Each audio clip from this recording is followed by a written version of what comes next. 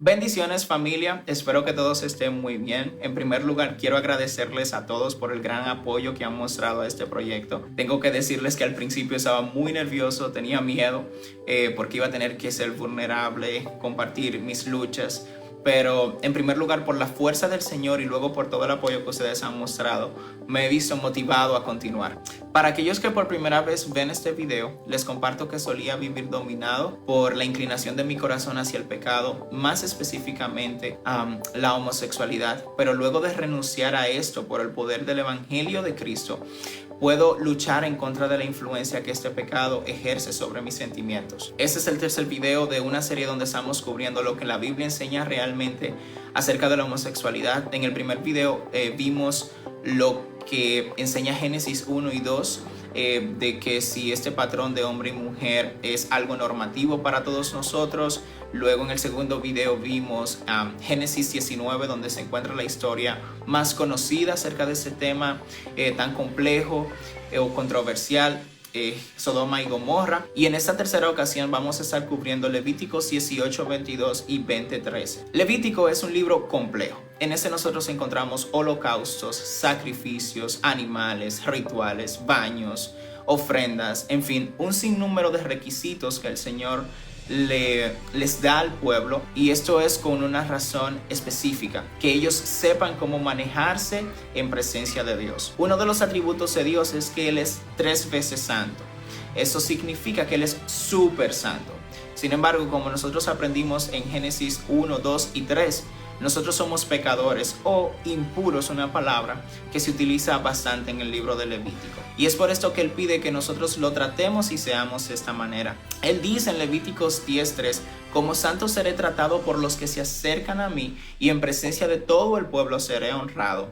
Y también nos dice en Levítico 11:44, Él nos dice, yo soy el Señor vuestro Dios, por lo tanto, consagraos y sed santo porque yo soy santo. Entonces, en un libro que se trata acerca de la santidad de Dios, donde hay sacerdotes santos con vestiduras santas, días santos, utensilios santos, en una tierra santa, con un lugar santo, con fiestas santas, definitivamente vamos a encontrar un código de pureza, y específicamente un código de pureza sexual. Ahora bien, solo por si quedan las dudas, en Génesis 1:1 nosotros aprendimos que Dios es el creador de todas las cosas, y como creador, Él es quien determina cómo las cosas funcionan. Por lo tanto, cualquier cambio que Él no haya dicho o hecho es una completa violación. Levítico 18, que es uno de los pasajes que estamos cubriendo, en su introducción nos dice, en su versículo 4 y 5, lo siguiente: ustedes deben obedecer todas mis ordenanzas y asegurarse de obedecer mis decretos, porque yo soy el Señor su Dios.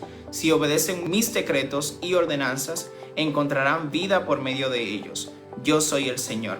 Y esto es exactamente a lo que yo me refería al mencionar Génesis 1:1. Un resumen del capítulo 18 es el siguiente. Este prohíbe el incesto, prohíbe el adulterio, prohíbe la bestialidad, dígase relaciones sexuales con animales. Este prohíbe las relaciones homosexuales. Y si el pueblo practicaba alguna de estas cosas, utilizando palabras del capítulo, serían vomitados como los pueblos anteriores que habitaban en esa tierra que lo practicaban fueron vomitados. Las personas que apoyan que se puede ser cristiano y practicar la homosexualidad han visto unas letras menudas que nadie en 2000 años de interpretación bíblica había visto. Dato curioso, las letras menudas es lo que nosotros normalmente llamamos las letras chiquiticas de un contrato. Y las han visto específicamente para el versículo 22 del capítulo 18 y para el versículo 13 del capítulo 20. Estas dicen que el tipo de homosexualidad que hablan estos versículos es si la relación es entre un hombre mayor y uno joven, dígase la pedofilia, o si esta relación es algo no deseado, como una violación, o si esta era practicada en templos paganos. Entonces veamos lo que estos textos nos dicen para ver si nosotros podemos extraer estas conclusiones. Levítico 18:22 nos dice: no te acostarás con un hombre como uno se acuesta con una mujer, esto es una abominación. Si un hombre se acuesta con un hombre como se acuesta con una mujer, los dos cometen abominación. Bien, ambos textos tienen una estructura similar, pero quiero señalar dos cosas en específico, y es, uno, la palabra hombre, y dos, la frase como se acuesta con mujer. La palabra hombre se utiliza en un sentido genérico, o sea, esa no nos da lugar a pensar en edad ni en naturaleza del acto.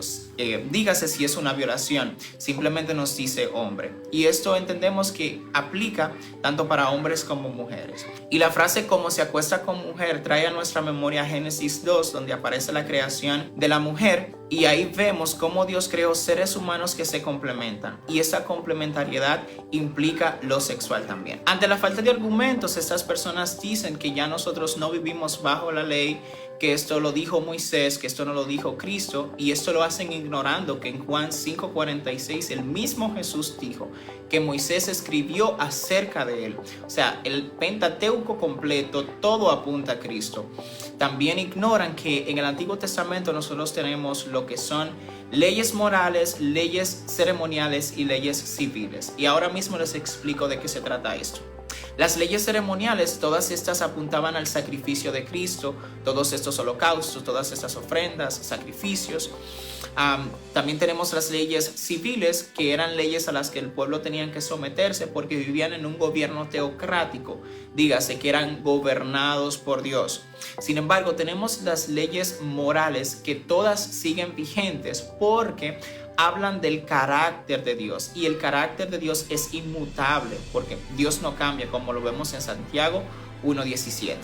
Y cabe añadir que aunque las leyes civiles y ceremoniales fueron todas cumplidas en Cristo, los principios de estas siguen vigentes. Por ejemplo, nosotros vemos en Romanos 12:1 y 2 como esta nos habla de el correcto sacrificio o adoración espiritual. Entonces, los 10 mandamientos son la ley moral de Dios. Hay algo que se conoce como la letra de la ley y el espíritu de la ley, y ahora mismo les explico de qué se trata esto. La letra de la ley no es más que lo que el mandamiento dice literalmente. Por ejemplo, no adulterarás. Mientras que el espíritu de la ley es la intención con la que el Señor dio el mandamiento. Específicamente hablando del adulterio, el espíritu de esta ley es que nos mantengamos alejados de la inmoralidad sexual. ¿Cómo sabemos que la pureza sexual es parte de la ley moral de Dios? Bueno, una definición de inmoralidad sexual que me gusta mucho es toda actividad sexual que ocurre fuera del matrimonio entre una mujer y un hombre biológicos. La palabra que aparece en griego es porneia e incluye todas estas actividades. El mismo Jesús nos habló de esto en Mateo 15:19 y también en versículos como 1 de Tesalonicenses 4:3 y Hebreo 13:4. Pablo hablando, quien estuvo inspirado por el Espíritu Santo que es también el Espíritu de Cristo, nos hablan de esto. Entonces es por eso que decimos que la ética sexual del Antiguo Testamento no quedó atrás como quedaron las leyes ceremoniales y civiles, sino que sigue vigente en el Nuevo Testamento. Y ya trayendo todo esto a una conclusión, no hay espacio para estas letras menudas que estas personas están viendo en estos versículos. La palabra del Señor es muy clara en cuanto a la ética sexual o pureza sexual que nosotros debemos de llevar. Y con esto también quiero decir que el Señor no está haciendo un aguafiestas. Incluso quiero mencionar nuevamente el versículo 5 del capítulo 18, donde el Señor nos dijo o nos dice: si obedecemos sus decretos y ordenanzas, encontraremos vida por medio de ellos. Al final de todo, Dios, quien sabe todas las cosas, conoce mejor que nosotros cómo se vive bien y para su gloria. Y como resultado de esto, nuestro deleite, aunque nuestra carne manchada por el pecado no le guste esto. Entonces, esto será todo por hoy. Hasta una próxima. Que el Señor les bendiga.